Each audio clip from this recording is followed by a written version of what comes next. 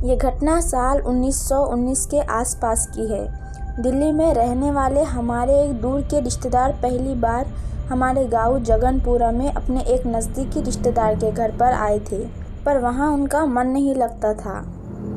रिश्तेदार अपने व्यवसाय में व्यस्त रहते और उनकी पत्नी अपने छोटे छोटे बच्चों में।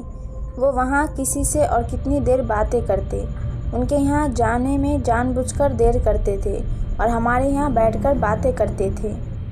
बड़े गप्पी थे वो। अक्सर वो हमारे घर पहुँच जाते थे और घंटे 2 घंटे गपशप करने के बाद खाना खाकर ही लौटते थे। एक दिन शाम को पहुँचे तो इधर उधर की बात होते होते भूत प्रेत पर जाकर रुक गई।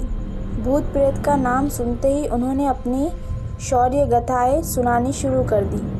फलाने जगह में भूत के भय से जाने से लोग डरते हैं।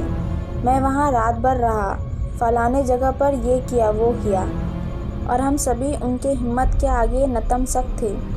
मेरी मम्मी ने 1-2 बार रात के समय इस तरह की बातें न करने की याद भी दिलाई, पर वो नहीं माने। नहीं चाची जी, भूत प्रेत कुछ होता ही नहीं है, वैसे ही मन का वहम है ये, और न जाने कहाँ कहाँ के ऐसे वैसे किस्से सुनाते ही रहे। उस दिन खाते पीते कुछ अधिक ही देर हो गई थी। रात के 11 बज गए थे।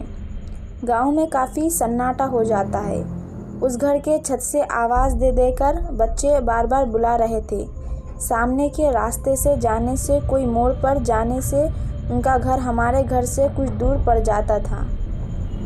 हम लोग अक्सर उसी रास्ते से एक शॉर्टकट रास्ता था। उन्होंने भी उस दिन उसी रास्ते से जाने का निश्चय किया। पीछे के दरवाजे से उन्हें भेजकर हम लोग दरवाज़ा बंद करके अंदर अपने अपने कामों में लग गए। अचानक मेरी छोटी बहन के दिमाग में क्या आया, छत पर जाकर देखने लगी कि वो उनके घर पहुँचे या नहीं।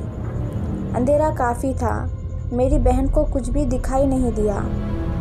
वो छत से लौटने ही वाली थी कि उसे महसूस हुआ कि कोई दौड़कर हमारे बागान में आया और सामने नीम के पेड़ के नीचे छुप गया। मेरी बहन ने पूछा, कौन है? उनकी आवाज़ आई, मैं हूँ।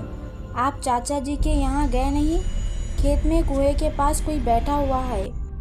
गांव में रात के अंधेरे में चोरों का ही आतंक रहता है। उनकी इस बात को सुनकर हम लोगों को चोर के होने का ही अंदेशा हुआ। जल्दी जल्दी पिछवाड़े का दरवाज़ा खोला गया। पूछने पर उन्होंने हमारे अंदेशे को गलत बताते हुए कहा कि वो आदमी नहीं, भूत प्रेत जैसा कुछ है, क्योंकि कुएं के पास उसकी 2 लाल लाल आंखें चमक रही है।